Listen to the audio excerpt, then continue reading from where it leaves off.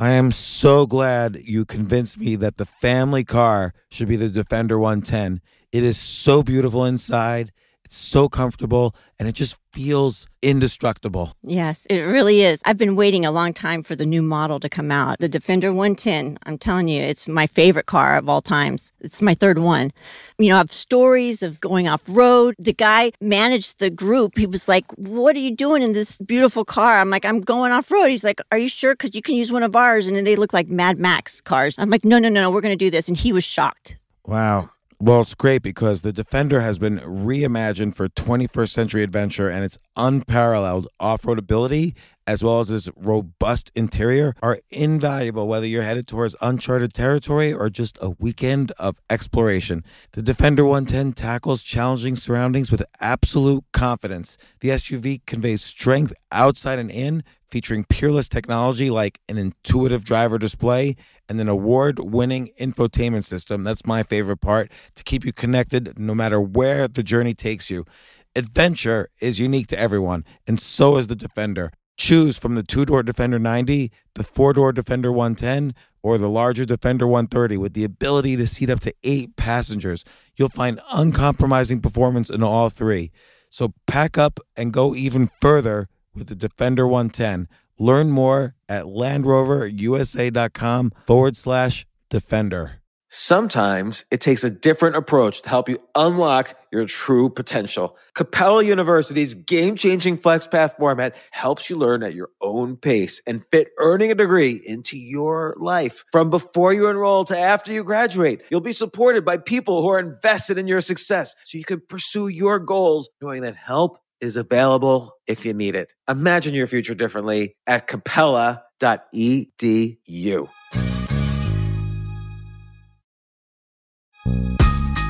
This isn't your average business podcast, and he's not your average host. This is the James Altucher Show on the Choose Yourself Network. Today on the James Altucher Show. I certainly believe that these technologies, certainly AI and genomics, genetics revolution, are going to fundamentally transform our lives. But everybody needs to be part of the conversation about how. Everybody needs to have enough information so that they can have a dialogue with people around them. Like, what are you doing? Like, what are you doing to help us prepare for this future that's going to be so different? I mean, then that's the basic big picture story of all of this is we are developing the capacity to read, write, and hack biology. All of biology, including our own. The human body is just massively complex. Right now, we're transitioning from a world of generalized healthcare based on population averages. If you go to the doctor, your doctor will treat you because you're a human, but we're moving toward a world of precision medicine based on your individual biology. And so increasingly, and it will happen more in the future, you'll go and your doctor will say, well, based on you being you, we're going to give you this treatment for your disease, which if you had a different biology, we would treat differently.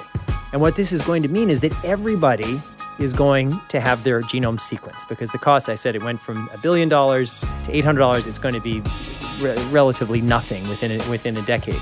So everybody will be sequenced either at birth or before birth. And what that means is we're going to have billions of people. We're going to have their genetic information and their electronic health and life records. We're going to be able to use algorithms to understand even these very complex traits and whether they're diseases like heart disease or traits like IQ or height or personality style and all of those things. So the big data challenge is what it's going to allow us to understand these incredibly complex situations. So first up, again, Hacking Darwin. This book is a guidebook, whether you're an investor, entrepreneur, or just want to be scared shitless about the future. This book is perfect. Or for me, I want to just figure out how fast it's going to be before I can inject myself with more brain cells so I could be smarter. But you're doing great, as is.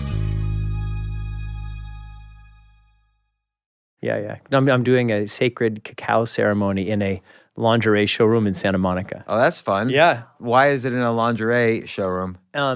because it's an aphrodisiac? No, it was like I was on my book tour and I was looking for a place in LA to do kind of a multi-host event. And I just asked atheist Yahweh. And then like the next day I got this email just totally out of the blue saying, hey, we really love for you to come. We'd love to do an event for you. Anyway, so then I decided like this could be a thing. Like I do stuff in your place that I want to do that you feel is good for you. That's the thing about retail now is that they have to figure out what to do with their places. Yes. So, and that's part of the job of being a retailer now. But I can't start off with the cacao shaman It's stuff. done. Joe Rogan did that. Well, you have my whole life available to you. Yes, no, you've done so many things. There's no way I have none of the genes for memory, so I'm gonna need help just saying all the different jobs you've had. But are we going, Jay? But I do want to ask you, and just when you were just describing that story about doing a show at the lingerie showroom, right. You before that, you were looking for a location and you prayed to what you called atheist Yahweh. I love that. What is that? If I was a believing person, I would just pray to Yahweh. But as an atheist, like, who do you ask when you want the universe to do you a solid? And so I was just thinking, like, what could happen? And then the next day, that thing happened. So I was happy to have it. You ever read any of Stephen Batchelor's books about Buddhism? So he was a Buddhist monk for many years, right. And his contention is that Buddha was an atheist, and he kind of approaches Buddhism from that point of view, and kind of Buddhism falls together in this really nice way when you view it in that way. That basically this act of surrender, as opposed to like praying to an external entity, is much more Buddhist way of thinking than people would realize. There are lots of people who think that Buddhism itself is an atheist tradition. Yes. And I love that because in Buddhism, truth resides within each individual and it's personal. And that really speaks to me. But in the other traditions, certainly in the Abrahamic traditions, truth resides someplace else. And I've always thought, well, I want to own it. And people say, well, if there's no God, why doesn't everybody go out and kill everybody else or do horrible things? And my view is how wonderful that we have the capacity to establish laws and rules and social connections that make us want to support each other. And it's great. It's so funny you say that because I wrote a book, Choose Yourself. And by the way, I have Jamie Metzl on the podcast. His book, Hacking Darwin. I just want to say as a brief intro, and then we'll intro more. This book, Hacking Darwin, this is like the Bible of what the future will look like. This has so many ideas, whether you're an entrepreneur, an investor, just curious about the future, or even a science fiction novelist, as you also are, which we'll get to. This is really like open my eyes up to so many possibilities, not like in the distant future, but like 10 years from now. So, but back to one thing I want to point out. So I wrote this book, Choose Yourself, and the first kind of wave of criticism or whatever that I occasionally get is, oh, if you choose yourself, that's so selfish. People will be, you have to be an ethical person. People will be doing like all these unethical things. And I said, I didn't say choose the unethical choice. I just said choose yourself. Why does choose yourself make you think that the automatic response is, oh, bad things will happen? Like, why don't you be a good person when you choose yourself? Like, I don't understand. It's related that why do people need something else to force them to be ethical?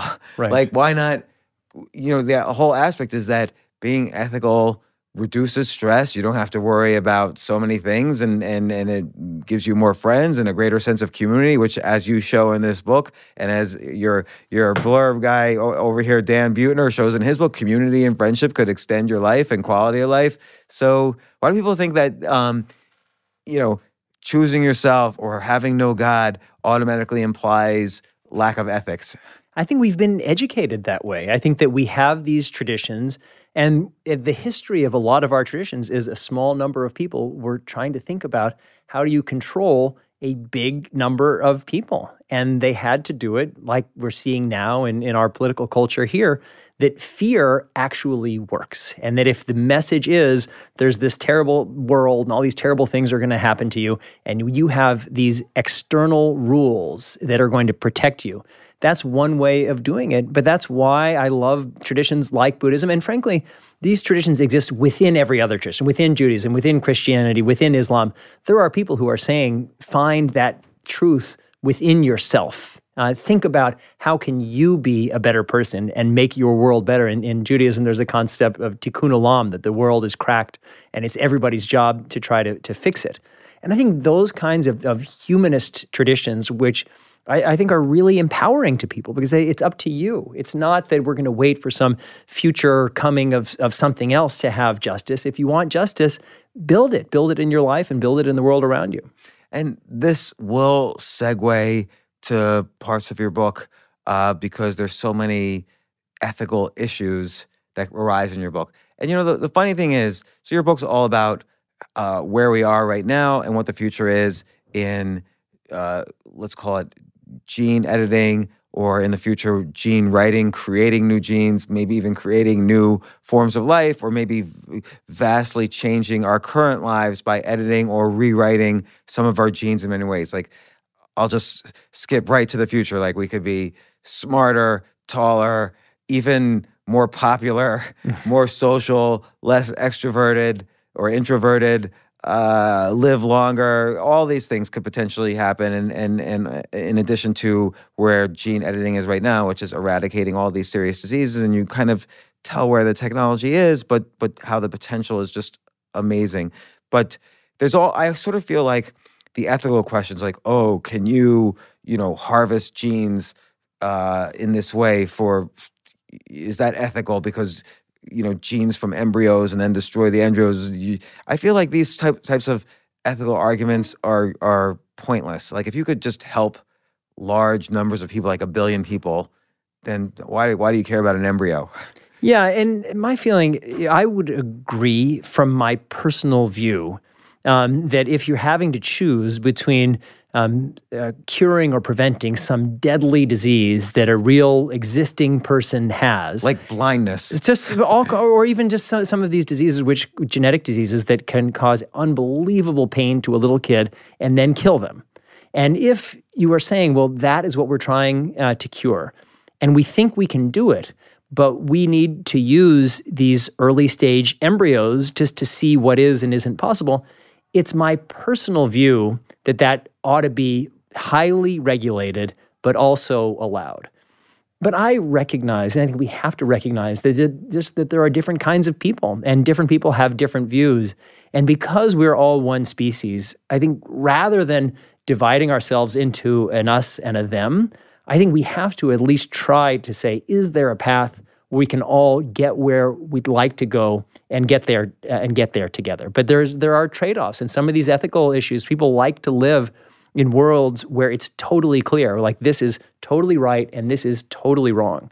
But most of our lives exist in those gray areas in the middle. And the reason why I've written this book, and more broadly why I try to live the life that I lead, is that all of life is in those gray areas. And if we can't find a way to communicate with each other and share ideas and try to find a common way forward, there are going to be a lot of problems. And when we're talking about the future of life on Earth, like, that's a big, big deal, and we should at least try to be inclusive.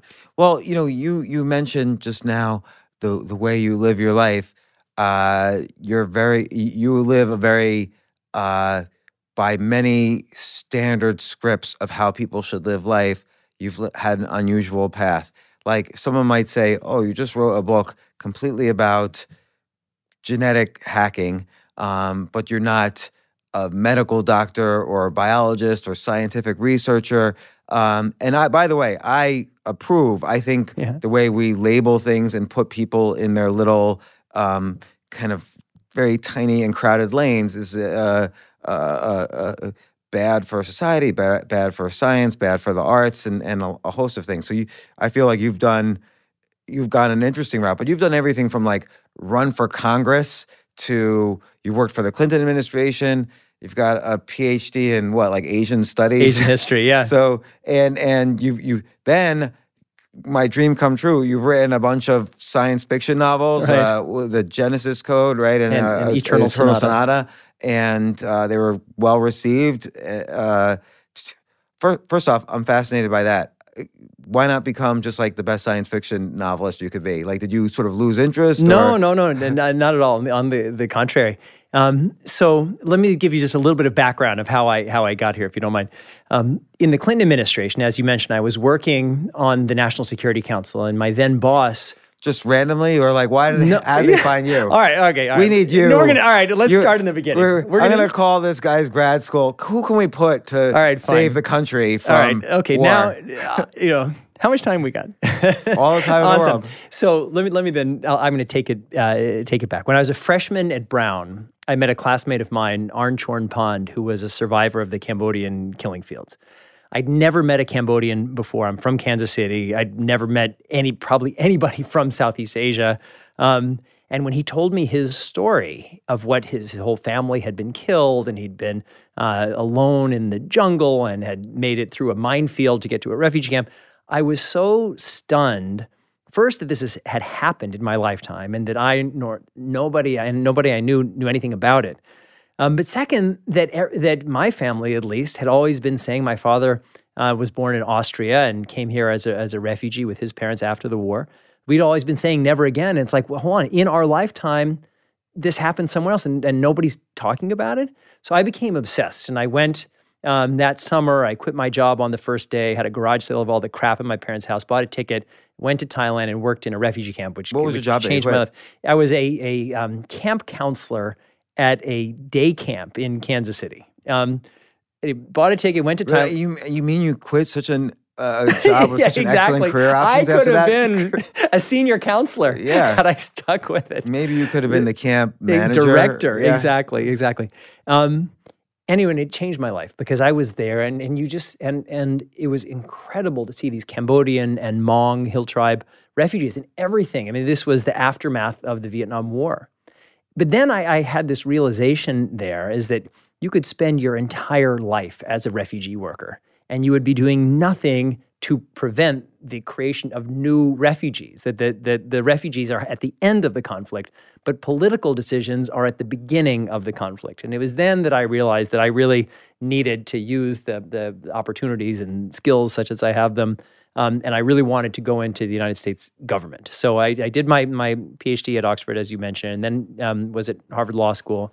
And then immediately after law school, was selected as a White House Fellow, which is it's a program to kind of get, it's mid-career, but I was very young for it, into senior positions in the government. And that was what got me into the National Security Council. Like, what does someone do as a White House Fellow?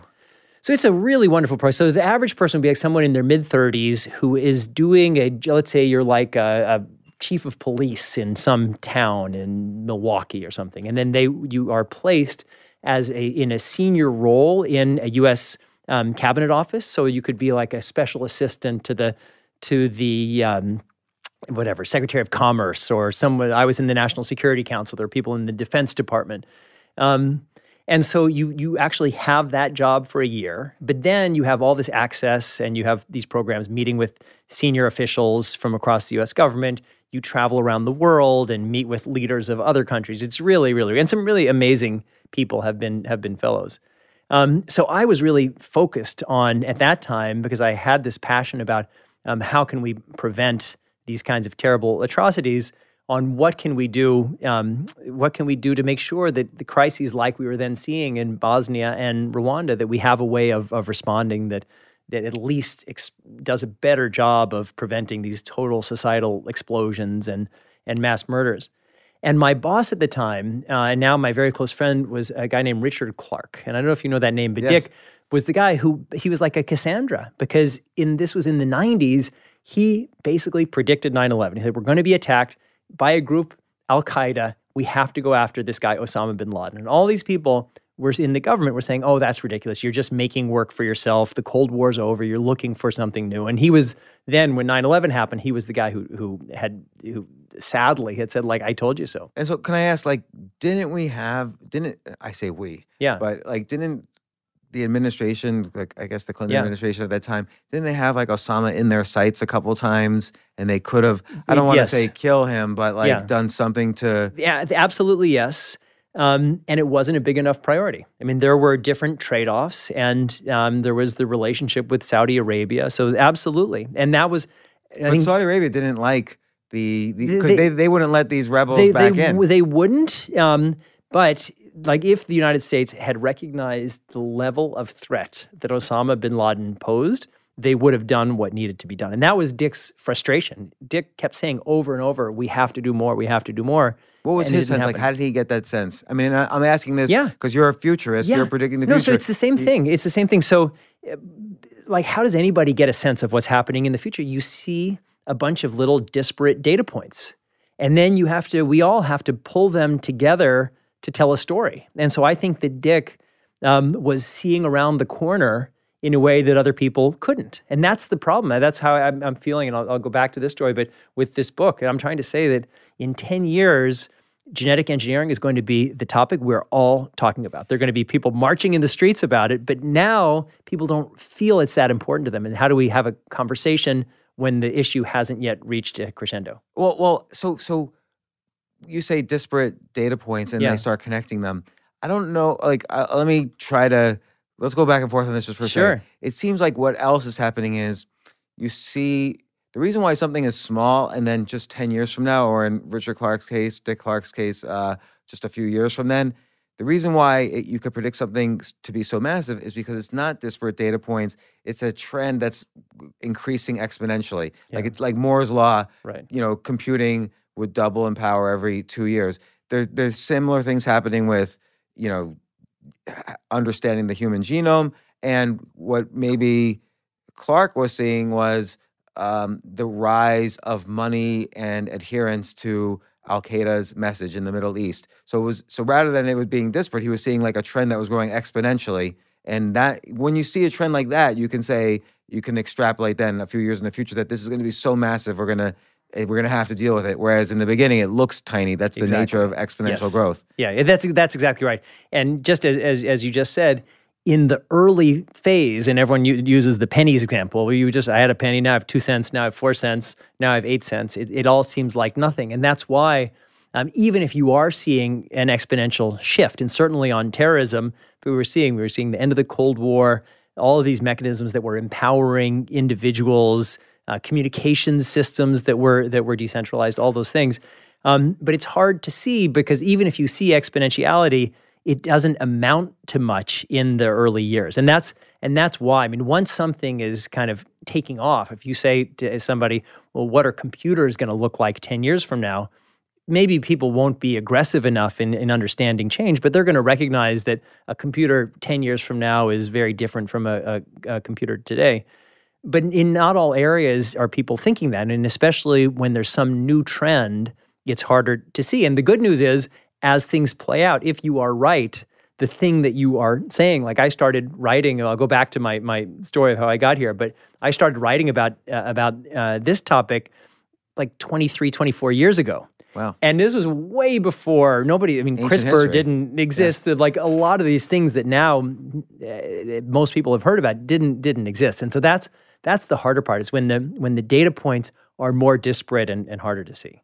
Well, but it seems like if you can say, like, obviously, if you can see a trend, not so much that it's small or big, but that there's this exponential quality, Right. you're going to benefit in a lot of ways. You can either benefit as a futurist and write Right. great books that are predictive, or you can benefit as an entrepreneur, like Gordon Moore did with Intel, Right. bet his life on Moore's law and Yeah. became a multi-billionaire.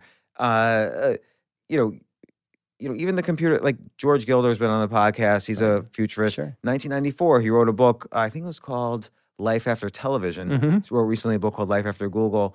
But in this 1994 book, he predicted what he called the teleputer, which is basically a small device you could carry around, make phone calls with, Yeah. watch your kid playing That's soccer on a crazy. video Yeah. across the country. And like Yeah. nobody even knew what a web browser was then. And he's Right. like predicting, Yeah. the iPhone. Yeah. So if I'm just thinking of Clark again and how he could have maybe presented better that this threat was happening. He could have showed, hey, this is just math. Like Right. this is an exponential growth. Think of the computer and what happened in just a few years, and the same thing, but just imagine this with extremist terrorists. Yeah, no, he could have, and he actually did. But the problem in government is that it's a competition, and so there are different political forces, there are different governmental forces, and everybody and everything meets in the White House. And certainly in the Clinton administration, there were great national security advisors. There was a pretty effective apparatus. The problem was imagination. And it's hard for one person, it's hard to bend enough people's minds because you can say, hey, this thing is coming. This is going to be really important. And if it was just in a vacuum, if that was the only question is terrorism going to be a bigger threat tomorrow than it was yesterday? People say, yeah, well, that sounds about right. But that's not the question that people ask. People will ask is, well, how does this threat compare to other threats, other things that people are thinking about? And that's where it gets harder. There's a bureaucratic infighting. Actually, Dick and R.P. Eddy wrote a great book called Warnings. And basically what R.P. Eddy is, has been on the podcast. I was on a plane and I didn't know who R.P. Eddy was. He was sitting right next to me and he starts telling me like I was in the DIA, then other 3-letter agencies and blah, blah, blah. And then he was telling me all these things that were going to happen. He's like, I never talk to people on airplanes. That's great that you guys are so social. I started talking because I noticed he just was eating like tons of snacks and all this stuff was like piling up. Great guy. And then he was telling me like Trump's probably going to win. And this is like way before he won. And I'm like, oh, okay, what else? And I wanted to know, he was like an interrogator for the DIA. So I wanted to know what you do in interrogations. He would explain to me micro expressions. So I just kept like drilling him on different questions. And then when he came up with Warnings, he came on the podcast. Oh, that's great. Great guy, good friend, and great friend. Yeah. So I guess the U.S. at the time had seen this linear Cold War. It was just kind of like this face-off for 50 years. Right. So maybe they weren't used to like some threat growing exponentially. Yeah, it's about imagination, and it's hard to change institutions that have their own systems in place and their own ways of thinking in place. And that's what's really difficult because the more imaginative you are, the harder it is to communicate. You asked for me about why I'm no longer writing sci-fi novels, which I certainly will write more. And the issue was when I started writing, when I recognized 23, 24 years ago that this genetics and biotech revolutions were such a big deal. The first thing I did was I educated myself. And so I just read everything that I could possibly find. I interrogated all the scientists who I could find, such to the point that now I give regularly keynotes to conventions of hundreds or thousands of doctors and scientists. And so at least they believe that I've got something to say. And then I started writing articles, policy articles in journals like Foreign Affairs and Foreign Policy that are kind of boring specialist things. And then a member of Congress, Brad Sherman from LA, called me and said, I read one of your articles. This is so important. Nobody is talking about this. I'd like to organize a hearing around your article. Can you recommend other witnesses and come and be the lead witness, which I did. And then I was talking more, and I felt like I wasn't communicating. I wasn't reaching as wide an audience as I wanted to. So that was when I wrote these 2 near-term sci-fi novels to tell the story of the genetics revolution, but in a way that people could suspend their judgment. Because if I said, hey, the genetics revolution is coming, people say, oh, that sounds like science. That frightens me. But if I say, hey, I have this great story and there's sex and violence and Mossad and all these other things, people got excited and they learned the science inadvertently. But then this crazy thing happened that when I was on my book tours for the novels, and when I explained the science in the way that a self-taught person and a novelist would talk about science, not the way the scientists talk about science in most cases, I could see people's eyes going wide because they had heard the words, but they didn't know the through line. They didn't know the story. And that was when I realized I needed to write the story, the real story of the genetics revolution, but do it in a way that people could easily absorb, the kind of book that people would want to read when they're laying by the pool or on the beach, and to have learning about something that's so important to all of our lives feel effortless rather than like going to the dentist.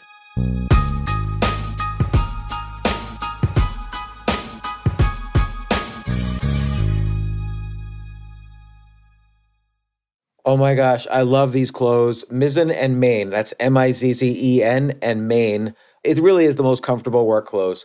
Travel clothes. I had to travel this whole week. I'm traveling for a week and a half, and I just took Mizzen and Main clothes with me. Close out 2023 in style with comfortable, breathable, packable, and machine washable pieces from Mizzen and Main. As you wrap up your year-end goals, enjoy a Mizzen and Main dress shirt that you can wear confidently. I like that they've very, very just nice, solid colors. I don't really like to get all fancy in patterns and everything, although they do have some pattern shirts, but very comfortable clothes, stretchable pants. It's just super comfortable, but they look professional, and you can wear them casually or professionally. I like some of their flannel shirts or untuck shirts. I love untuck. I never tuck in. So again, whether you're shopping for a special someone or giving yourself the gift you really want, I just buy myself gifts. Mizzen and Main is the perfect gift for any guy who works, travels, and or cares about looking and feeling great. As you could tell by my many photos across the internet, I care about looking fantastic. I'm practically a model. And let's be honest, every guy loves to look great. So again, shop now at mizzenandmain.com and save 20% when you spend $130 or more using promo code James. That's promo code James at Mizzen and Main, Mizzen and Main.com.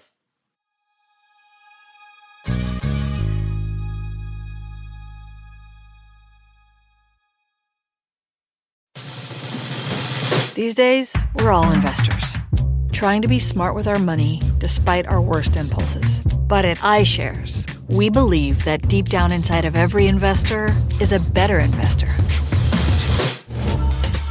One that's just waiting to be let out. Explore iShares ETFs and insights and let your best investor out. Visit iShares.com for more information. You know what I love about fantasy sports is that even though I'm not going to be a great basketball player or a baseball player or a football player or whatever, I feel like I get to participate and make decisions and use my knowledge of these different leagues or these different sports to compete. So it's like I can pick my team or I can pick my favorite players, and I could use my knowledge to make predictions and maybe even make money. So with the basketball season here, you can now pick combo projections across football and basketball from the Specials League on Prize Picks. This is a league created specifically for combo projections that include two or more players from different sports or leagues. Want to play alongside some of Prize Picks' favorite players like rapper Meek Mill and comedian Andrew Schultz, who's also been a guest on this podcast, and I've been a guest on his? You can now find community plays under the promos tab of the app to view entries for some of the biggest names in the Prize Picks community each week. Look, Prize Picks even offers a reboot policy so that your entries stay in play even if one of your players gets injured. For football and basketball games, if you have a player who exits the game in the first half and does not return in the second, that player is rebooted. Prize Picks is the only daily fantasy sports platform with an injury insurance policy. What? So, I love playing it. I love anywhere where I can use analytical ability with my interests to demonstrate some skill and maybe make some money. And I like the game-like aspect. I do wish they had chess as a category on prizepicks.com, but I'll settle for what they've got. Maybe I should make my own fantasy chess league. But in any case, I love Prize Picks. Go to prizepicks.com/James. Use code James for a first deposit match up to $100. That's the easiest $100 you're ever going to make. So that's prizepicks.com/James and use code James. Daily fantasy sports made easy.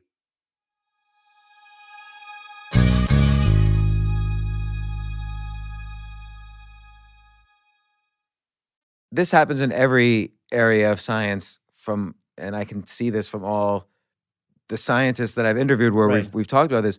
Any academic who writes, like, let's say a popular science book, or like in your case, you write a book explaining science to the layman, is going to be hated by academics. And I always wonder about this. Is it because academics can't write? And so they don't like somebody who can write well to the masses? are they jealous of the money made by someone who writes a popular science book as opposed to someone who just writes something for an obscure journal? Do they not want the masses to know what's happening? I would think they would want the masses to know because that increases their status and importance if the masses think that, oh, this is important. So what's the issue that they have? I don't know, but one of the areas that I find is that both for the scientists and the doctors, their whole training is to look at the problem exactly in front of you. If you're a scientist, the way it works is most of the scientists are solving one very narrow, specific problem. And the same thing if you're a doctor. Like if you're a doctor and let's say you're an oncologist and someone comes with you with cancer, like these people have cancer. They don't want to hear about what the genetics revolution will mean for our species over the coming decades and centuries. They really want you to focus all of your life's energies. And I was 2 months ago, I was in Kyoto and I went to one of the world's leading stem cell labs and I had a lunch with all of the top postdocs. So these are guys who really at the height of their knowledge and powers and working on really revolutionary work of basically how to make an unlimited number of eggs out of using stem cells. So basically you could take an adult cell. By the way, this was a fascinating part of your book. Yeah. Not that talk, but that idea. Yes, and maybe we'll come back to it. And so what I said to these guys in the lunch, I said, I have two questions for you. First, tell me what you're doing now. And people were so animated, they could answer it, and you could just see it on their faces. And then the second question, tell me what are the implications of the work you're doing now for 50 years from now? And the look of terror that came across these people's faces, because that wasn't what they were doing. And so I think it's uncomfortable. Yesterday I gave a talk at this really incredible company that is using genetic and other tools to address single gene mutation diseases. They're called rare and orphan diseases. And I was saying, the work that you guys are doing is unbelievable, that you're going to make these people who would otherwise die or live these lives of terrible suffering have much better lives. But you need to recognize that where this technology is going, this isn't just about healthcare. I mean, the genetics revolution is going to go way, way, way beyond healthcare. This is about our future as a species. This is about our identity. Sorry to interrupt. No, please. Because sort of the point, it's sort of like this study of the future of gene editing is kind of in the present and near future. It's about healthcare. It's about eradicating first these single mutation diseases, then these more omnigenetic diseases. But then when you start to go from gene editing to gene writing, it's like, oh, I could suddenly pick all the features of my life that I want to be. Yeah, well, the way I describe it is that healthcare is a station along the way of the genetics revolution. It's not the destination. The destination is evolution. And that's the thing. And so if you're somebody who's working on the healthcare applications, which is wonderful, and those are the most meaningful applications now, it's difficult to think, well, where this is going is that we are going to be a very different species 100, 500, 1,000 years from now because of these technologies. And it's all connected. And that's the thing. So that what I talk about, there are these three stages. And certainly the first and most important is healthcare. And then the second is direct-to-consumer genetics. People are going to have all kinds of information about themselves and their children. And we're going to have to think about how do we parent, how do we think about identity when these attributes that we once thought as fate and magic and whatever else are more known to us. And then the third, kind of the killer application for these technologies is in assisted reproduction. And that's why we're going to move away from conception through sex. We'll have sex for all the great reasons, but I think we're coming to the end of an era where humans conceived of their children through sex. Right, because when people do it when you sort of imply when people do it the old-fashioned way, sex, there's too much opportunity for mistakes to be made in the genetics, as opposed to directly kind of writing the genes of the child you're going to have. Yeah, so there's a level of risk that's baked into our biology. And the reason is because we're all different. And so everybody is a mutant in one way or another. And then some of us have mutations that are actually really helpful. And some of us have mutations that are really harmful. And that's just the roll of the dice of being a sexually reproducing species like ours. And so the question, a lot of people are afraid of using science so aggressively, but the question is, can we do better than the error rate of natural birth? And right now, about 3% of all children are born with some kind of harmful genetic abnormality. So that's the bar. And once we can use a process of in vitro fertilization, IVF, and embryo screening to reduce that 3% to 2% to 1%, that's kind of the entry level. But once we take conception outside of the human body, then these early stage pre-implanted embryos are available for the application of science. And so the first one will be extracting cells and sequencing them. So we'll be able to select among embryos. And in the second phase will be to create many more eggs using what's called in vitro gametogenesis, which basically means you take any kind of adult cell, but like a skin graft, and turn those skin cells into stem cells into egg precursor cells into eggs. And in that case, you could have 1 million, let's say it's 100,000 eggs that are fertilized with the male sperm. So you have real choice. And then on top of that, then there is the application of gene editing tools like CRISPR, but better than CRISPR, that will allow us to make at least a small number of written gene edits to our future children. So I wanna dive more into that and understand that a little bit more. But you mentioned there's like kind of 3 stages of. There's also this 4th stage where with adults like us, you can also inject stem cells to change our current DNA and sort of shift our futures as adults, not just kind of pre-embryo implantation, but... So those are called gene therapies. And right now, again, everything, it's the same trajectory. It starts in healthcare. And the healthcare applications of all of this stuff tends to be miraculous. So right now, there's a thing called CAR T therapy. If somebody has cancer, one of the problems with cancer is that you have these cancer cells. Another problem is that your body isn't doing as good of a job of fighting those cancer cells because there are always these struggles inside your body. And so with CAR T therapy, somebody who has cancer, you take out their cells, their blood cells, you gene edit those cells to enhance their own natural cancer-fighting antibodies, and you put those cells back into their bodies. And now these people have these cancer-fighting superpowers. And so it's a great way to do things.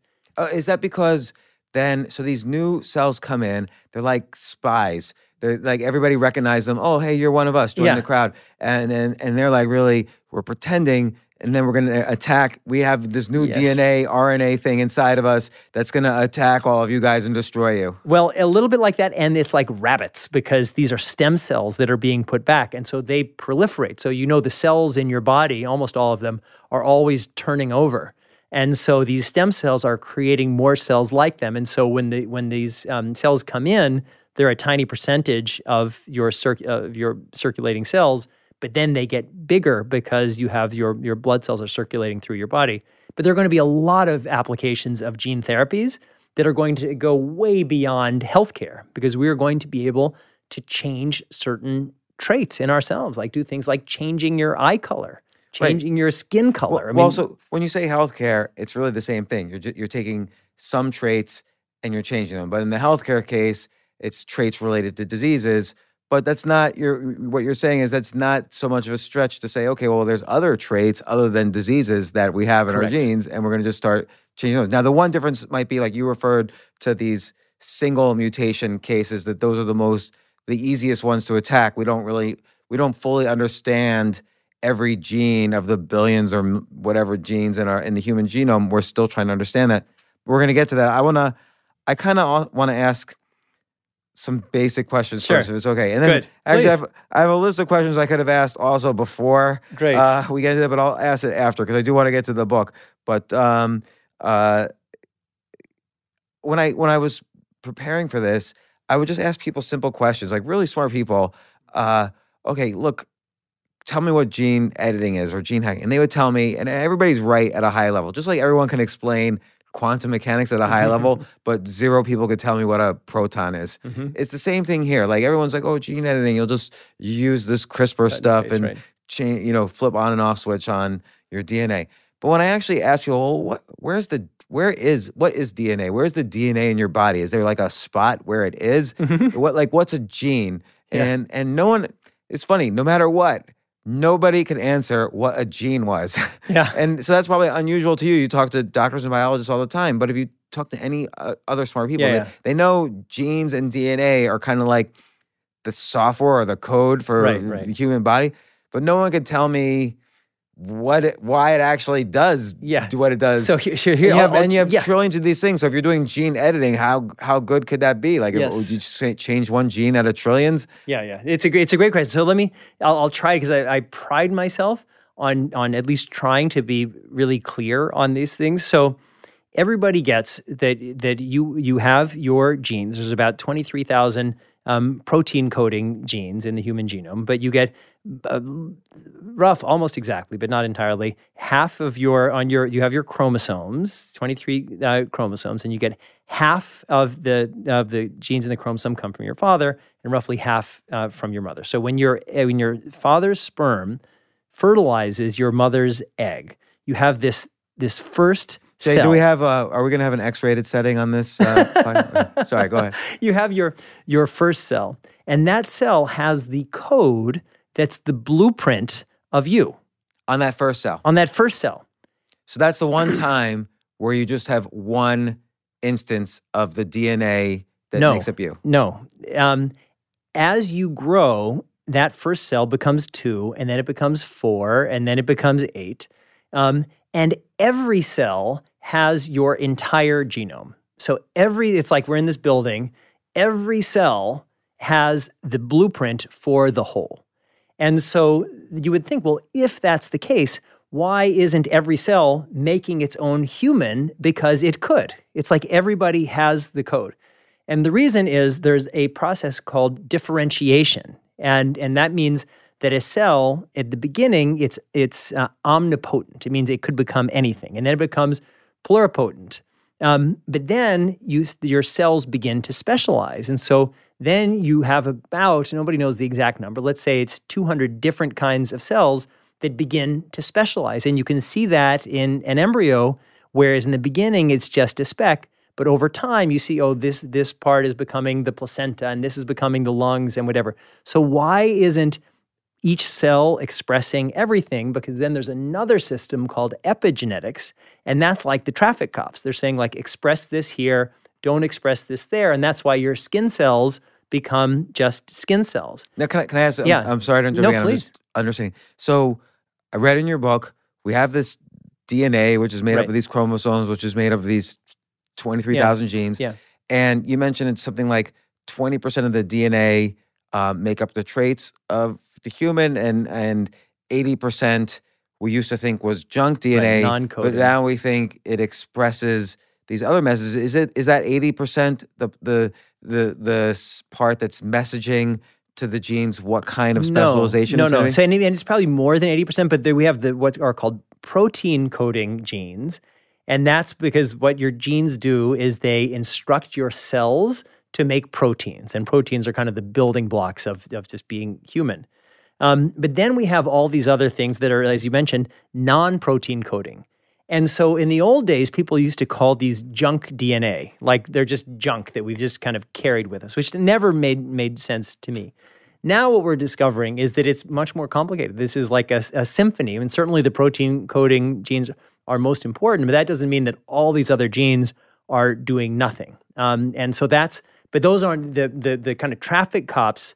That is epigenetics, and that's just a layer on top of the genetics. And so what's the epigenetics made of? It's chemical reactions like methylation. I mean, everything is these chemicals, but it's basically chemical and electrical signals. But is like you mentioned, the DNA as a blueprint? Does the epigenetics sort of say, okay, what room are we in? Now I've got to build this. Yeah, exactly. Yeah, exactly. So just imagine building this building. Everybody has the blueprint for the whole thing. But there are some people who are working on this room, and they have access. They could build the whole building, but they're focusing on this room. So in our case, this room, let's say, is your liver. But what orchestrates those chemical reactions? Is it the DNA? So no. So there is the DNA, And originally, the DNA is the blueprint for everything. So in a way, the DNA is the blueprint for all of the other systems that get created, but it's through these chemical processes. But DNA is essentially information. It's the game plan. And then the plan gets implemented. And so think of it as like a tree, and the DNA is the base of the tree. And then all of this specialization happens over time. I have to ask, because it's the only time I'm ever going to understand this. Yeah. What is orchestrating then to make the right chemical reactions? Like, where do those signals come from? I mean, everything is built in to the system of the DNA, and that's what 4 billion years of evolution have done for us. I see. So some of these 23,000 genes say, okay, if we're in this part of the blueprint, do this chemical reaction. Yeah. No. So it's the epigenetics. So yes, because you're starting with this single cell, which is single fertilized egg, and that is then creating the blueprint for everything. And so it is creating this system that is incredibly complex, that has evolved over 4 billion years. And that allows, let's say, imagine it's like you're imagining this city. You have a blueprint, and then you start building the roads, and then you need traffic lights, and you need all of these things. So everything comes from that original source. So, okay, so then every cell has got all this DNA. The DNA has the chromosomes. The chromosomes have the 23,000 genes. Right. When mapping the human genome, does that mean I understand what every gene in every cell is doing? Yes. So that's a really important question because there are different levels of sequencing. And so when you send your mouth swab into 23andMe, that's using a process called genotyping, in which they've identified some particularly important locations or relevant for whatever they're looking for, locations in the genome. But now we're moving to a world of whole genome sequencing, which is increasingly focusing on the entire genome. There's more of a focus on the protein coding genes, but now it's recognizing that all of the genes are relevant. And that's why the revolution in genetics and the revolution in AI and big data analytics are really one and the same. So to do this thing, this whole genome sequencing, for the very preliminary job that happened at the end of the Human Genome Project in 2003, that cost about $1 billion. And you talked about Moore's Law. Right now, the cost for whole genome sequencing is about $800. And whole genome, do you mean every gene in the body or every gene in the DNA? You only need one. So you only need one. Like I can take any cell from you, and I can use that, and I can sequence your whole genome, because every cell has the blueprint for the whole. I see. So then, there's two directions of questions. So then, let's say you do a study. Half the people are blind, inherited blindness. Half the people aren't. Right. And you can say, okay, on this in the genome, what's the statistically significant different thing between this group and this group? Now it's this one gene. It seems to be a mutation in the blind people. Right. Now we just figured out what that one gene does. Yes. And so let me then take you back and just connect this to healthcare. Right now, we're transitioning from a world of generalized healthcare based on population averages. If you go to the doctor, your doctor will treat you because you're a human, and which is a pretty good way because we're all very similar to each other. But we're moving toward a world of precision medicine based on your individual biology. And so increasingly, and it will happen more in the future, you'll go and your doctor will say, well, based on you being you, we're going to give you this treatment for your disease, which if you had a different biology, we would treat differently. And what this is going to mean is that everybody is going to have their genome sequenced, because the cost, I said, it went from $1 billion to $800. It's going to be relatively nothing within a decade. So everybody will be sequenced either at birth or before birth. And what that means is we're going to have billions of people, and we're going to have their genetic information, the information of their sequenced genome, and their electronic health and life records. It's called phenotypic information about how those genes are expressed. And then we'll be able to do exactly the kind of big data analytics that you're describing that will tell us more, not just about the single gene mutations, and there are some disease disorders and traits that are single gene, but most of them are incredibly complex. We're going to be able to use algorithms to understand even these very complex traits, and whether they're diseases like heart disease or traits like like IQ or height or personality style and all of those things. So it's the big data issue, big data challenge, but is what it's going to allow us to understand these incredibly complex situations. So the initial kind of healthcare treatments are kind of the quote unquote easy ones where it's just a single mutation. Correct. So let's say I have that single mutation and I have some weird disease that's rare, that's dependent on me having the single mutation.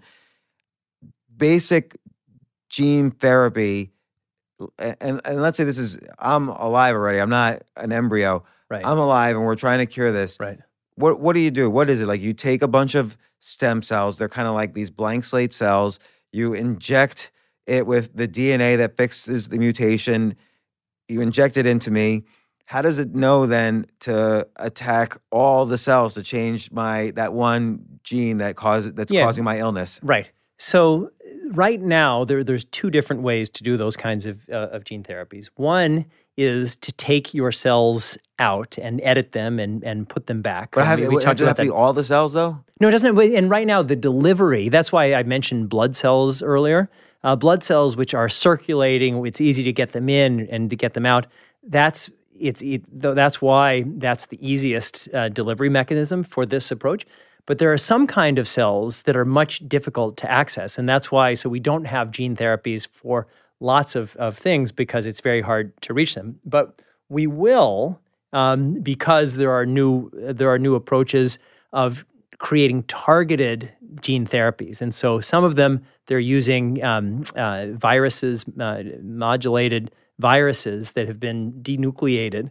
And are being sent back, and so it's essentially it's programming. Like your body knows what to do. If there's a certain cell, like your body is organized in a certain way, and so understanding that level of organization is what's going to allow us to. And in some cases, it'll be very technical, like injecting liver cells into a liver. Because once the liver has those cells, it knows what to do with them. But delivery is one of the big challenges. So like if I have a disease related to the liver and related to some single gene mutation, you take cells out of my liver, rewrite them, and kind of maybe teach them also how to attack.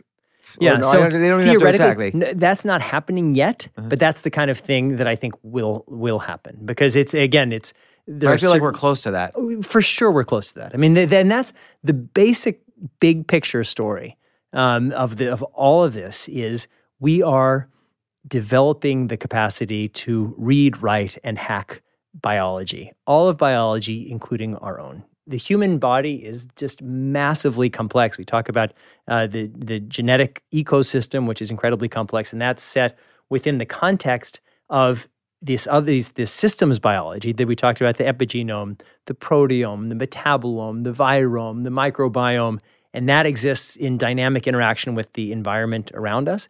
But none of that is magic. And so what we are increasingly developing is the ability to hack biology, including ours. And there's a tendency to say, because we can imagine something, it's possible now. We're still at the very early stages. But you mentioned exponentiality. We're moving at this exponential rate.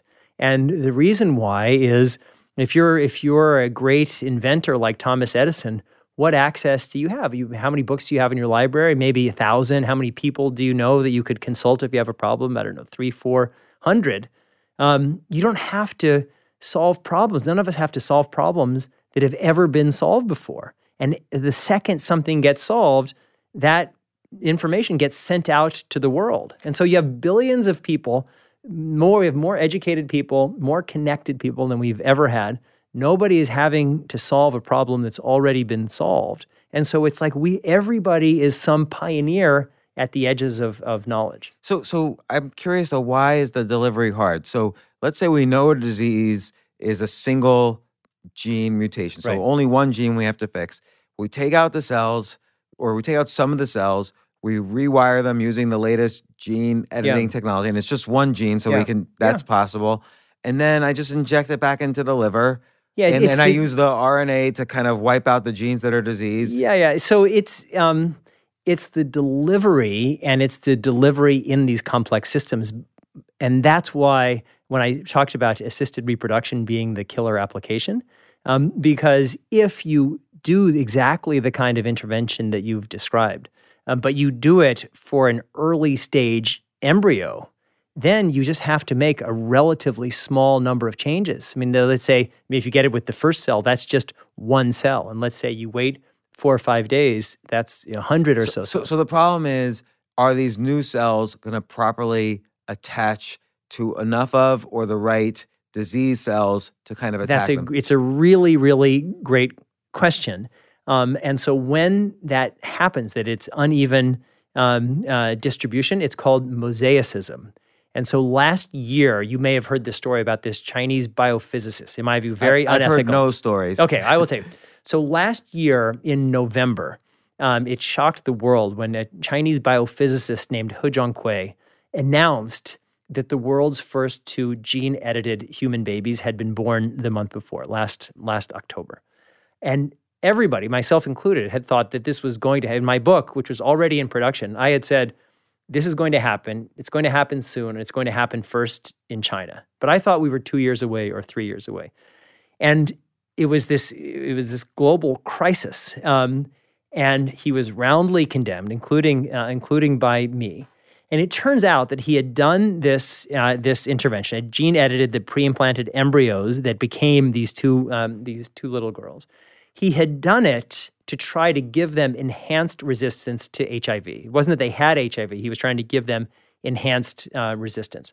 But he had exactly these embryos, it turns out, and had exactly what you've described, is that the changes were made in some of the cells and not in others. And that's what's called mosaicism. And that's the challenge. And so for gene editing the human embryos, it absolutely will happen. But these are the early days, and what we're talking about his life. And so we need to be certainly very careful.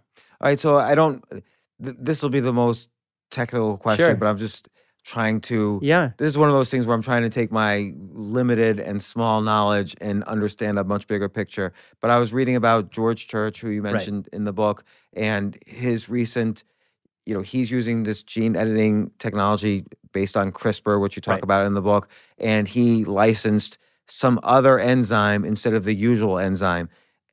Again, I don't even really know what that means, but is that so that this other enzyme has the ability to attack more cells than the previous one? It has more virus-like capability? So a lot of people have heard of this word CRISPR. And so basically what CRISPR is in the shorthand is it's like Microsoft Word on your genome. The way that it works is that for billions of years, bacteria have been developing a defense mechanism against viruses, because there's this like world war, viruses trying to attack the bacteria and bacteria trying to defend themselves.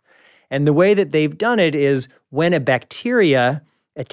virus attacks a bacteria, the bacteria will go and they'll send out this little cutting enzyme that'll cut it up into little pieces, but then they'll record what the genetics of this virus were like. It's like a mugshot. And so if it gives like an early warning system, because if they encounter somebody who looks kind of like the last attacker, they say, all right, that's an attacker, kill him. And that was the basic insight that was used to develop this tool called CRISPR-Cas9. Just a few weeks ago, I spoke at the World Science Festival here in New York alongside Jennifer Doudna, who is one of the inventors of the CRISPR-Cas9 system and is certainly someone who will win and should win the Nobel Prize. And basically, that's the thing, is that you have the guide RNA, so the RNA finds what you're looking for, and you have this cutting enzyme called Cas9. George Church calls this Cas9 cutting enzyme genetic vandalism. And the reason why he does is the cut is a double-stranded cut. We talked about the double helix of DNA. So if you're cutting, it's a pretty aggressive way to do it. And so in the CRISPR-Cas9 system, you cut, and either if you're cutting something out, then your genome reattaches with the missing piece gone, or you can put an additional little segment of DNA that you deliver with with this cutting enzyme, with the guide RNA, and then the genome will just grab that in like kind of like a Lego set or a Rector set. And so, but then why I said there are going to be systems better than CRISPR-Cas9 is already there's a system called CRISPR base editing, where instead of doing the cut, you just change a letter. And so it's much more gentle and much more precise. So there will be many new systems, and some will be CRISPR-based with different cutting or editing enzymes.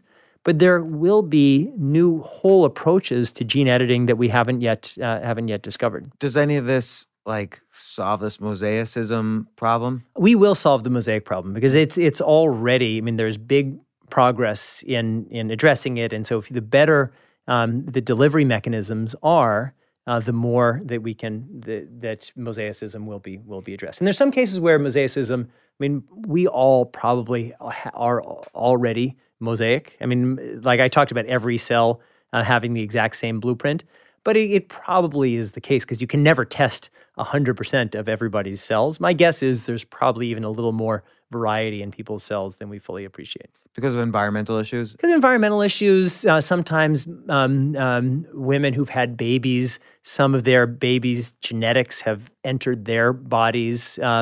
There's a lot. We have.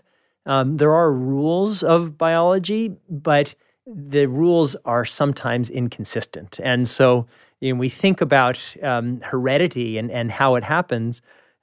We imagine we are sexually reproducing species, and we talked about our model. But what bacteria do is they have like these little fingers, and they'll just kind of grab into another bacteria, like penetrate their outer membrane, and just take some cells out, and then incorporate them into their body. And we have that. We have bacteria that have entered us, and that is that we have what is called mitochondria, which if you think of your cell as an egg, and the nucleus is the egg yolk, in the egg white, we have mitochondria, which are the power packs of the cell, but they are the legacy of bacteria that started out as symbionts. They were kind of living alongside us, and then they became part of us. So there are rules in biology, but we don't know what all the rules are, and there are lots of kind of crazy things that happen. So one thing I'm fascinated with, and you met a lot of the work has been, okay, what does this gene do? What does this gene do? What does this gene do? As if each gene has some major role. And that's where you kind of come up with these single gene mutation diseases, and there's a whole list of diseases. But you bring up a really good point, which is that some things that we call features or traits of the human body, like let's say our height or our intelligence or whatever, is really, that could be kind of these combination of hundreds of genes. Yeah, and then the possibilities of analyzing that is billions and trillions of possibilities. Like, who knows what creates height, because every part of our body has a different sort of length or height. Yeah. And so that could be, and when you have 2 genes that are possible, you have 4 configurations. When you have 3 genes, you have 8 configurations, whatever. So if you have hundreds or thousands of genes involved, there could be trillions of configurations that you have to understand. Yeah. It seems to me this is where, surprisingly, Google comes into play. Yes. So let's say you really do have, let's say you were to hand Google, just imagine this. If you were to hand Google the genome sequences of all 7 billion people on the planet, plus all the diseases they've had, all of their features and so on. Now you throw it into, DeepMind, the program that AlphaZero. The program that beat the world champion at Go, which everybody thought was going to be impossible, but it was their ability to uncover these miraculous, astounding patterns against every possible, you'd have to do it the systematic way. You'd have to look at trillions of moves in the game. Instead, they were looking at these big patterns and deciding, we have a winning position or not. So the same thing happens here. Instead of analyzing all trillions of configurations, they're going to find the patterns. Yeah. Is that how they're going to solve? Well, yeah. So that's the thing, is that when we have millions, then billions of people who've had, exactly as you said, their genotypic information of their sequence genome and their life information, we are going to be able, and we are already able, to understand these very genetically complex diseases and traits. And so There's a really important concept. I hate to use technical terms, but it's called polygenic scoring. So if you have one of these single gene mutation disorders, it's kind of an on-off switch because it's just one gene. But if there's some trait that is influenced by hundreds or thousands of genes, and everybody is different, you need to have a way of weighing what are the likelihood of certain outcomes happening or not. And so this application of big data analytics to genetics is already happening. There's a company in New Jersey that a friend of mine founded called Genomic Prediction, and that they're using this process called polygenic scoring, which is essentially using big data algorithms to make predictions. And so right now, they can use, based on their access to not even a huge number of genomes in the UK biobank, they have built an algorithm that can predict people's height within about an inch. And so, for example, the way you would test that is just like I could take a little mouth swab from you and send it to them, and then they'd say, all right, Jim is whatever, X height, and they feel that they are getting much better at making that kind of prediction. So how is that relevant? Like, what is action about that? How is that actionable? Well, imagine that you're going through IVF and you have 15 pre-implanted embryos. These are eggs that have been fertilized by the father's sperm. So now let's say you want to have as tall a possible of a child as you can, so you can roughly rank those pre-implanted embryos from likely tallest to likely shortest. And and so this is not editing. This is just like, okay, we've got 15 embryos. We're going to pick this one and put it back in the woman and have it be born. And so we're about 10 years away from being able to do that for the genetic component of IQ. And so how do they determine, like, is IQ a real thing? It's funny, I was just coming from, I was speaking in Bryant Park here in New York just a couple of hours ago, and somebody was asking that. And so certainly there's a lot of controversy about IQ. It has a troubled history. There are a lot of racists who've latched on to the concept. So forget about the history. Just what is intelligence? So here's the way I firmly believe that there is a thing called IQ, and it's real. That doesn't mean that it captures every kind of intelligence, but it does mean that if you had 10 people here and you said, just forget IQ, forget any terminology, what does it mean to you for someone to be smart? And then people would say, well, someone who can remember a lot of things, or someone who can move shapes around in a logical way, someone who can build an argument. I mean, there are a lot of these different things, and most of those, I think, would be captured in a concept of IQ. And even if you forget IQ, there are other measures of what's called intelligence, which is I use the word IQ instead of the word intelligence because it's a specific thing. And they correlate. So the people who are really good at math tend to be really good at music. And I know there certainly are different forms of intelligence, but I think IQ is real. And IQ is measurable, and IQ is heritable. Sorry, one more thing. IQ correlates with a lot of things that people want in life, which is health and wealth and stable relationships and a lot of other things. So that's for, okay, you could even impregnate 1 million embryos just by taking, again, stem cells from the mother's skin, the father's skin, changing them into eggs and sperm cells, and now you have 1 million eggs, and we could rank them, and I'm going to have, out of the 1 million, the smartest kid of a batch of 1 million. Yeah, so I'd say the highest IQ of that, and so there's a limit based on the realm of possibility, but if you have 1 million fertilized eggs, I mean, there's going to be a lot of range because everyone can have outliers. It's not like when a father and a mother have a kid, this kid is 50% like the father and 50% like the mother. There's a lot of kind of mixing that goes around that creates some weird outlier outcomes.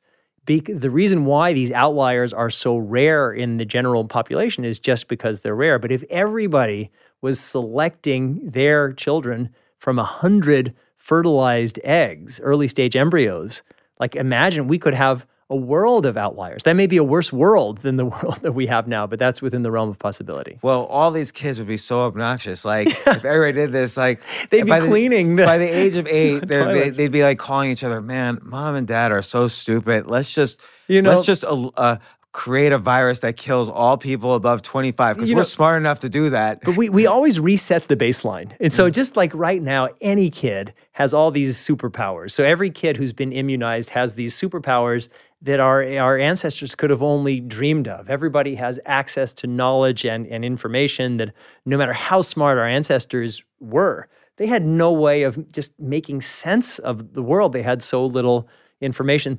So we reset the baseline. Now it's like normal that kids don't die of smallpox. And so it's not like we're comparing ourselves now to some imaginary past. Once we move into this world, people will just not have certain diseases that they have today. Right, but what you're talking about is not just a one, yes, next generation will be smarter than this generation, just in the normal course of things. Yeah. But you're talking about next generation is going to potentially despise us because we're so stupid.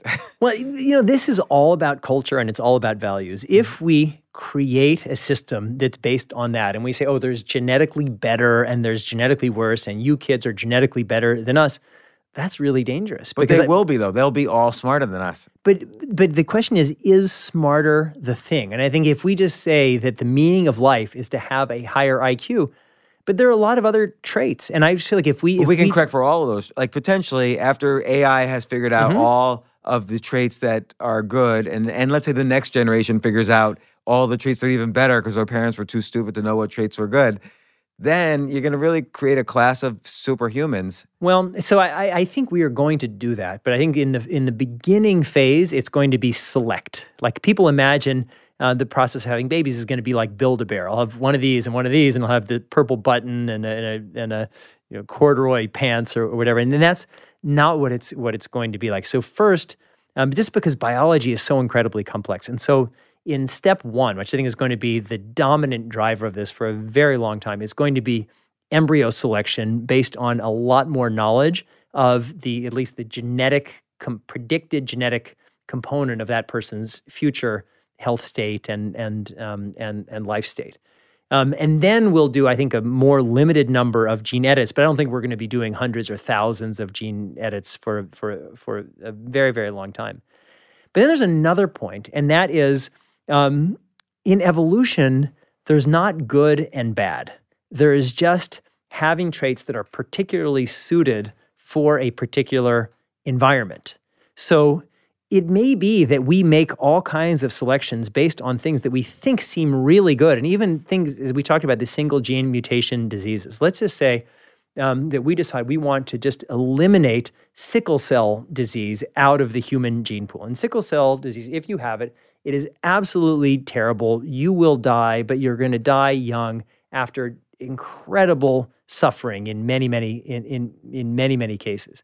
So let's say we eliminate it. But then you think, well, why does it even exist at all? And one of the reasons why this disease has passed on is if you are a recessive carrier of sickle cell disease, you actually have increased resistance to malaria. And so in Africa, that was actually useful, that people who had this were recessive carriers survive, even if their kids who had the disease died.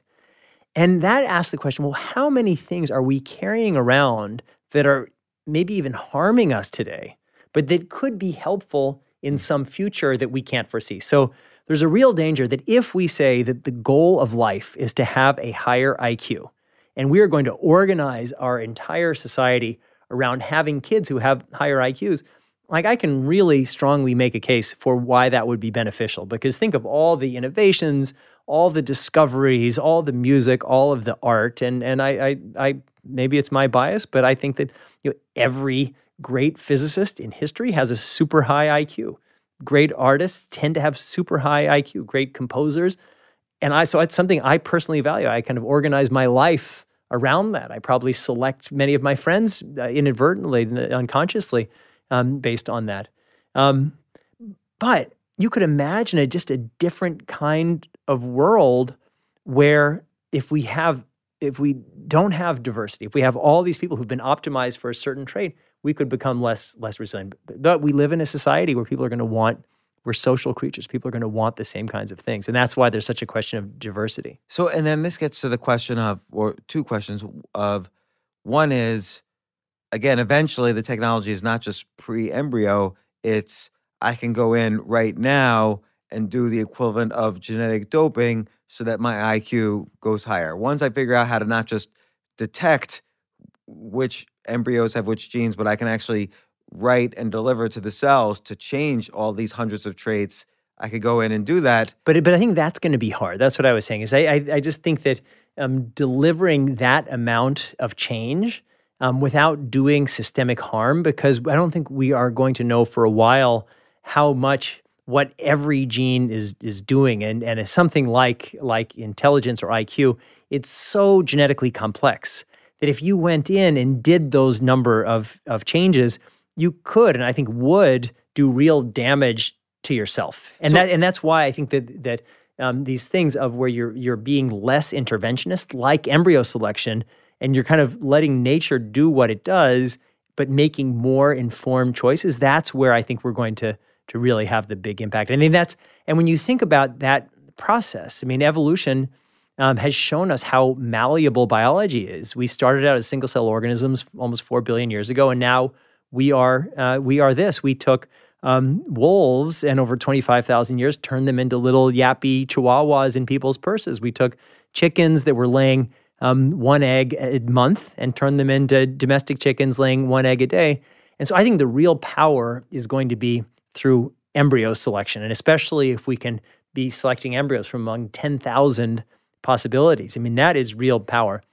But to go in and say, well, I'm going to make 1,000, use gene therapy to make 1,000 or 5,000 changes to my genome, is to leave the delivery problem aside. I mean, that's going to be really dangerous. And so I think that's why I think that there will be, certain kinds of things that people will do. For example, in sports, you'll want to kind of trick your body to behaving as if you had these small number of genetic mutations that, for example, allow your red blood cells to carry more oxygen. That I can see, but I don't think we're going to be able to make 10,000 gene changes in ourselves. Right, but again, as something is exponential and it's just doubling or quadrupling every couple of years, 20 years from now, that's thousands of percent. It's true. It is true. And now very smart people are all working on this. Like you say, they're all kind of working together in some cooperative way. But now this brings me to another point in your book, though, which is anti-aging. So, you give a couple of different examples, and you quote a prior podcast guest, Dan Buettner. Let me pause. I love Dan. Dan's a great guy. And have you met his wife, Kathy? I have not. She's great, too. It's funny. Dan's been on my podcast either once or twice, I forget, back in 2014 when Blue Zones and the Blue Zone Diet came out. But then we just ran into him in a grocery store on the Upper West Side here, like just by random. I mean, I didn't know what he looked like, and he recognized me. Oh, that's great. And we were able to talk, so I'm looking forward to eventually having on again. For anyone who doesn't know, The Blue Zones is an excellent book about these areas in the world where there's a statistically significant number of centenarians, I don't know how to say it, that people who live longer than 100 with high quality of life. They don't just live longer than 100, they don't have wrinkles or whatever. So it's a great book. But you talk to him and you mention him, and you talk about various studies, like for instance, various calorie restriction studies have shown that in mice, if you restrict calories twice a week, they might live 25% longer. Or, there's various studies like that. I don't know if I'm getting the numbers or the animals right. But you can imagine if there's a single cell mutation or just a few cells mutation that allows us to grab nutrients from food in a more efficient way so we don't have to eat as many calories, you could imagine some delivery system that's simple enough because it's a single gene mutation that would extend life. Yeah, no, so I think that there is a great possibility to extend human life, and I definitely think that it's going to happen. And the reason why I believe it's going to happen is you just have to look at across the animal world, where there are just different species that live longer, not just than other species, but that live longer than related species or organisms. Like, so there are some clams, average clam, the quahog clam lives around 40 years, but then they have these long-lived clams that can live over 500. And then they have average mouse can live a few years, but they have these naked mole rats, which are somewhat related, that can live around 30 years. And what's the difference between those two? Well, so let's take the naked mole rats, which I write about in my book. The naked mole rats live underground, and because they live underground, they have been protected, and so they haven't had to put all of this energy into developing mechanisms to fight each other or to fight predators. And when you think of it, like all of life and all of evolution is a trade-off, because we're all the organisms, you're competing with other organisms like you, and then all of the organisms like you are competing with the other organisms that are trying to kill you. So if you're a mouse, you're competing with other mice to procreate.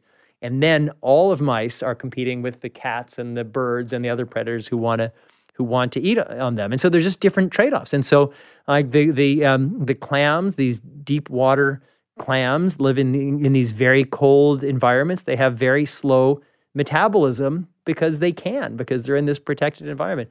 The naked mole rats, they're in this protected environment. They don't have to have horns. Like when you think of like a buck with these huge horns, it's kind of a waste of energy. Like if you think that you have to allocate energy as a species to do certain things, like why have these horns, or like peacocks with the feathers? And the answer is either to fight or to attract mates. But these guys who are living underground, it's kind of a low stress life, and that's why no one could see them. So no one mating is not an issue. Yeah, exactly. It's like you don't know ugly. Yeah. it's like every naked mole rat is fine because you're underground, you can't see. So this is a good though analogy on how to live life. Like it all boils down to how much energy you expend on different things. So for instance, angry people who are yelling all the time are probably more susceptible to diseases commonly associated with older age, like heart attacks. We know that to be true, that if you have and Dan writes about that in his book, if you're just stressed out all the time, you are going to harm yourself. If you're not sleeping, you're going to harm yourself. And it could suggest why calorie restriction might work, because every additional calorie is harder to digest. Does it suggest diet? What I would say is that your cells are always having to figure out how to allocate the energy resources that they have. And the two options are growth and repair. And so when you are younger, you really need to allocate a lot of energy toward growth. But as you get older, if your cells can move into this slower repair mode, just think of it, it's like your grandmother with the car. Like the car lasts longer because she drives it slowly to the grocery store, and that's kind of it. If your grandmother was like out, on the Autobahn with the pedal to the metal, the car wouldn't last as long. Particularly with my grandmother. Yeah, that would be a crash. Yeah, I think everybody's grandmother.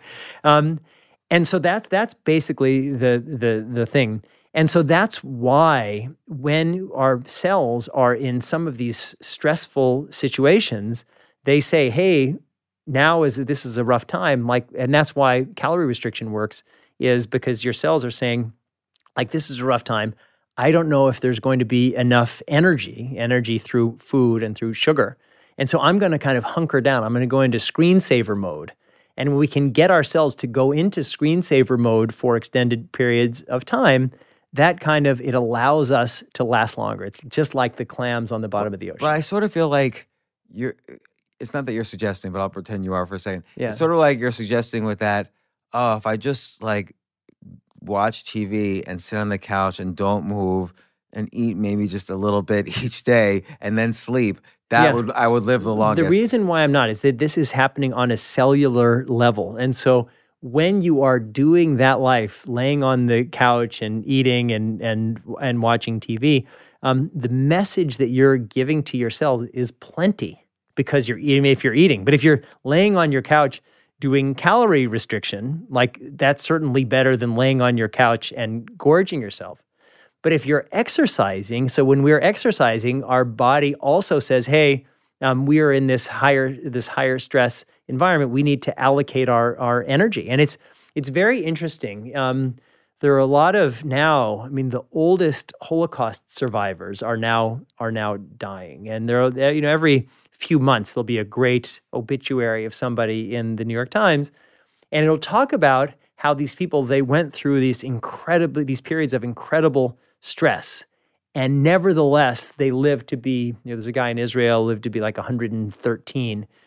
But in a way, what seems to have happened is that when they were in those moments of stress, their body said, hey, this isn't a world of plenty. We don't know if we're getting enough energy. We're going to hunker down. So their bodies became like those clams at the bottom of the ocean. And so and that's why. So basically, there's a whole new round of drugs, which there's metformin and rapamycin and others. And I write about them in the book.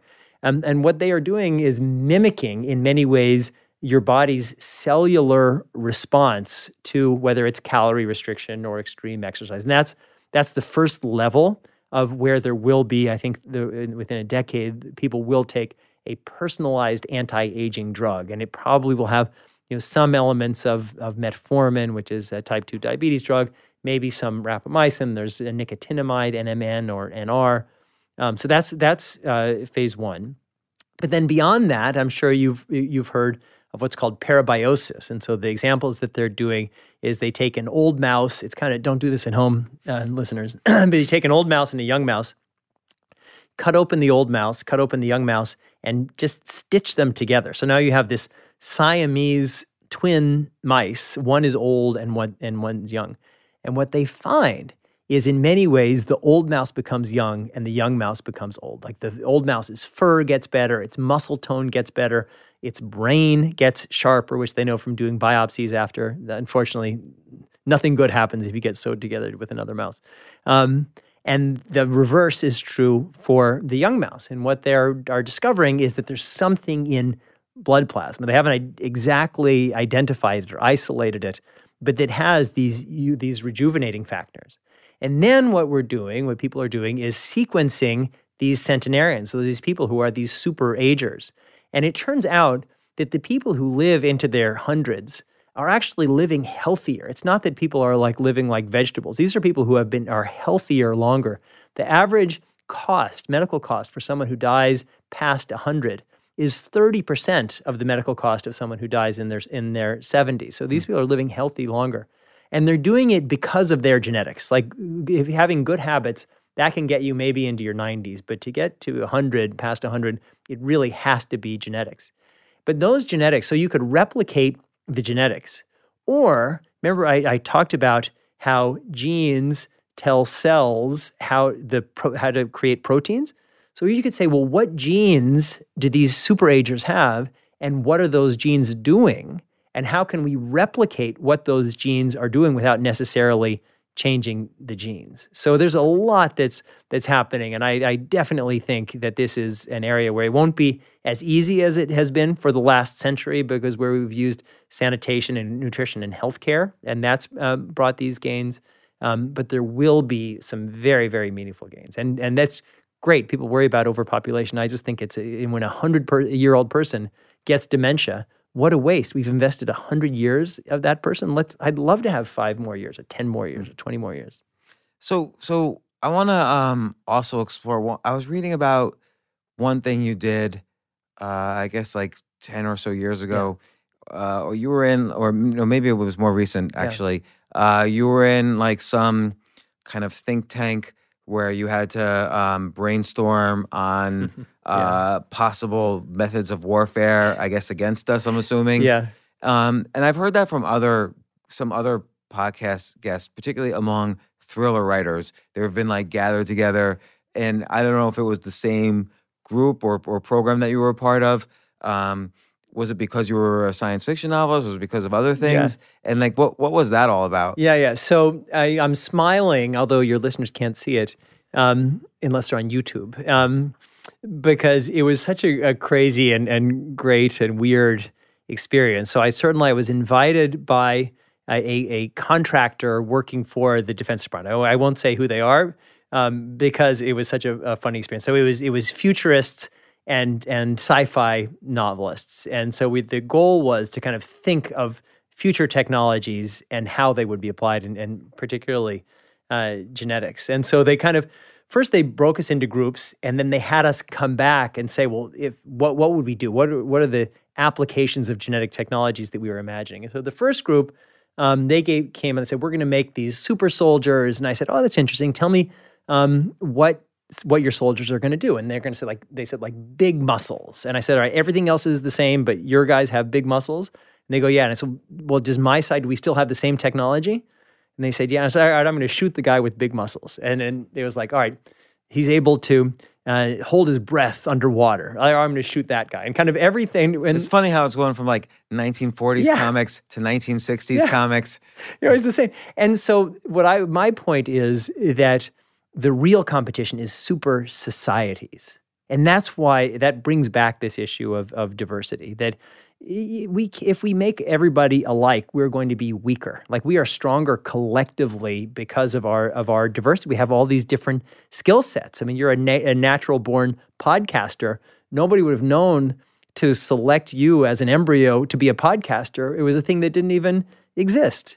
And so we're going to have to recognize that we will compete as a society. And so societal organization is what's really important. And diversity is an essential underpinning of that. But how do we think about that when each person is going to want to optimize based on the rules that they see around them? People are going to think, well, certain IQ is better or stronger is better or taller. But let me say one more funny thing, because I've never said it on a podcast, but it was so funny. One of these groups came back with their whole thing about how they were going to genetically engineer these people. And the problem that they had identified was that soldiers operating behind enemy lines, according to them, tend to get caught. And these guys said, well, we're going to create a machine. I'm just going to say it. We're going to create a machine that these soldiers, these special forces guys can take with them, and then they can excrete. They can go to the toilet into this little machine and add leaves and then stir it up. And then they're going to be genetically engineered so they can live off of that, but not leave a trail. And then they can feed that. And I was like, I know. I give credit for the imagination. And it's I know that we're talking about future technology. But sorry, so these guys are going to come. They're going to be behind enemy lines with a special box that allows them to eat their own shit. And then in order to make friends, they're going to feed that to other people. But it shows that people are thinking creatively. So what does the U.S. government do with this information? Well, with this one, I have no idea. But I definitely think that the U.S. military and every military really needs to think about how these revolutionary technologies are going to impact us. Certainly AI, autonomous killer robots. And what about the obvious, though, of using these techniques of taking a sample polio virus, making it wild, which can't be protected by the vaccine, right? And making it super virulent, and contagious. Wouldn't that be even with the technology we have now? No, so that is such a tremendous threat, and because the technology is distributed, the threshold for being able to do that is lower. I mean, it was only a year and a half ago, a group of scientists in a university lab in Canada, they spent $100,000 and were able to create an extremely virulent strain of horsepox, which is a relative of smallpox. And that's 100,000. My guess is now it would be 40 or 50,000. In 5 years, it'll be 10,000. So this stuff, it's very, very real. And that's why all of our societies and our militaries really need to be aware that certainly biotech could be a realm of conflict in the future. Certainly artificial intelligence and autonomous killer robots. And there are a lot of issues. And that's, in a way, I'm out lecturing on this stuff almost every day. And what I say is, in the old days, not everybody had to be a futurist. Not everybody had to think like a science fiction writer. But we're in a world of, as you mentioned, exponential change. And so everybody needs to be a futurist. You can't just say, oh, this is the world as it is, and I'm just going to rest here. So this leads to, let's say, I know I've taken up a lot of your time, and I really appreciate it. No, I'm happy to be here. Futurist. Okay, everyone has to be a futurist. We identified something before which seems common among futurists, or at least the ones who have laws named after them, which is that take something that seems useful, but it's really small right now, but we've identified that it's growing exponentially, and there's no reason for that exponential growth to stop. So computers in the 60s were useful and had been around for 20 years at that point, and were still small in terms of their power, but Moore had noticed they were doubling in computing power every 2 years, and that law pretty much still holds. Solar power, I think it's like 4x every year in terms of capacity of a solar panel. Certainly with the genome sequencing, the price is like halving every year or so. So this exponential stuff. One question is, what other trends do you see kind of with this exponential pattern that are interesting, and how would you research even more meta? How would you research what other trends are out there? Yeah. So certainly these big trends, certainly AI and anything that gets digitized will get on this exponential curve. And so within this world, synthetic biology is what I think is going to really fundamentally transform the world around us. And I talked about for making humans, it won't be Build-A-Bear, but for doing a lot of other manufacturing, or DNA computing. Yeah. Well, so DNA computing is essentially synthetic biology, and they have these DNA synthesizers, which are basically creating life. And it's very, very simple now. But like all of these things, it's going to get more complex. And so there are a lot of manufacturing processes, for example, things that we do that come from nature, like leather. But we're going to be able to make leather. It's already happening to be able to make meat, but you're not having to kill an animal. But we're going to be able to do so many things. So this whole field of synthetic biology it's going to really just change a lot of things. And then autonomy. People think about the applications of autonomy for autonomous cars, but we're going to have autonomous lots of different stuff. And the connection of 5G, so 5G, and Donald Trump announced 6G, which he was the first one to mention it. But 5G and beyond, so that the connectivity of objects is going to be ubiquitous and free. And so we're going to think about space in such different ways. And then right now, the way we're thinking about these technologies is we are articulating problems and then having those problems solved or try to solve them using our tools. But we're going to, in the not too distant future, arrive at a place where our technology will be generating problems to solve and answering them with a different form of knowledge than what we have. The outcomes will be useful to us and will be highly useful. And I think that's one of these hard things is that for us to see is just how we can understand how we're going to have better tools to do what we already do. But it's really difficult for us to think that there are going to be other forces, even forces of our creation, that are articulating problems and then solving those problems, ideally for our benefit. What about something simple like, I don't know, like do you look at trends in? This is going to sound so basic now after this, like trends in like marijuana legalization or stuff like that. Yeah, well, I think that is kind of the cat is out of the bag. So marijuana. Psilocybin. Now there's like everywhere you look, everyone's talking about psilocybin and magic mushrooms. They've been legalized or at least decriminalized in Denver and Oakland. So I think those kinds. But you talked about earlier with trends that you can kind of see, and those I think we're already seeing and even with things like psilocybin. When I was on the Joe Rogan show, he pushed me really hard on psilocybin, so much that my mother called me after and said, like, why? How come you haven't done magic mushrooms? My friend Roz in Berkeley, hopefully Roz isn't listening, she did ecstasy and she loved it. And Roz is, I think, in her 80s. But I think, it's funny. People say, oh, we can't have magic mushroom legalization. And there's a part of me that actually is for a nanny state. But we have kind of half of everybody in this country, and so many of our kids are on SSRIs, antidepressants, Ritalin, and those are incredibly powerful drugs. So I just think we need to have an honest conversation about how we're using substances responsibly. And then I guess another question I have is, it's just like, you were in Cambodia, you're a White House fellow, you're like doing these other things, and then you just decide to write like a couple of science fiction novels, and they get published, and no problem. That was that. How do you write a science fiction novel?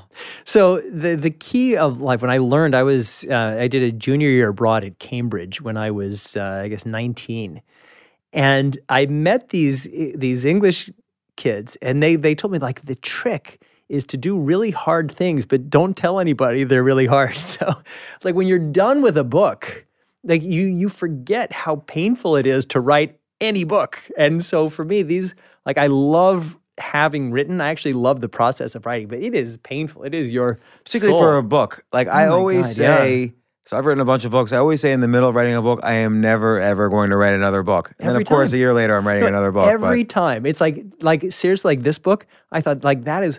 Well, this took you 24 years to write. Exactly. I thought this is all I have to say. I have wrung my soul dry. There's nothing more. And I remember thinking that for the last book.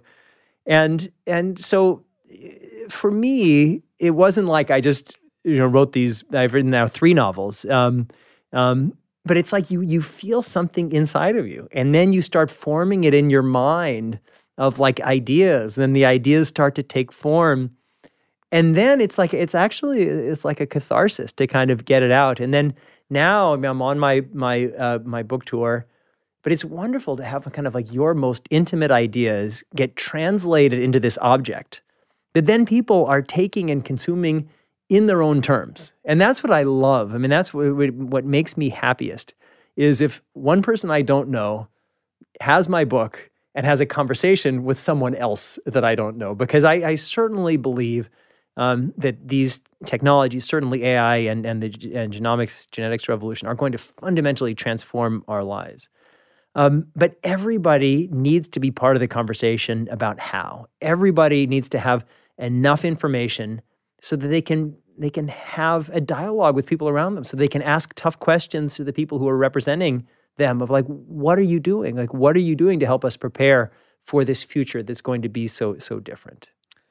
Well, I have an idea for your next book, which is you should teach people how to be futurists. Give the tools for how to be futurists. Yeah. And because you just said everybody's going to need to be one. Yeah. And then there's so many benefits to that too, whether it's investing, entrepreneurship, safety, well-being, wellness, health.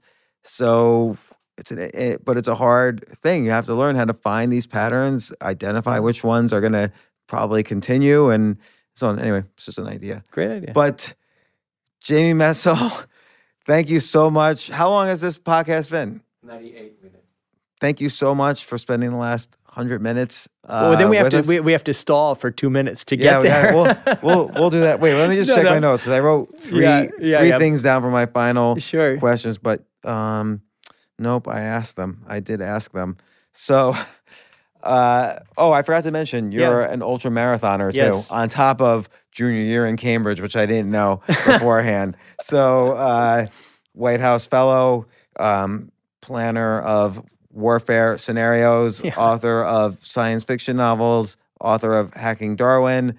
First off, again, Hacking Darwin. There's so many things in this book we didn't talk about, like the fact that embryos can be created. We talked a little bit about this, but the idea that now, like for instance, woman-woman couples, man-man couples could have babies that are half DNA, half DNA from each. We mentioned anti-aging, but there's a lot of other stuff you mentioned in the book.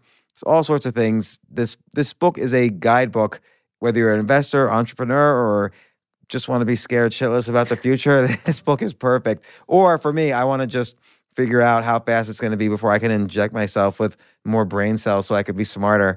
But you're doing great, as is. No, I forget too much. I have early stage dementia, I think. But thank you so much for coming on the podcast. I really appreciate it. And thanks to Roy Niederhofer for introducing us. This is really great. Thank you so much. Good. Really my pleasure. Thank you. It's 100 minutes?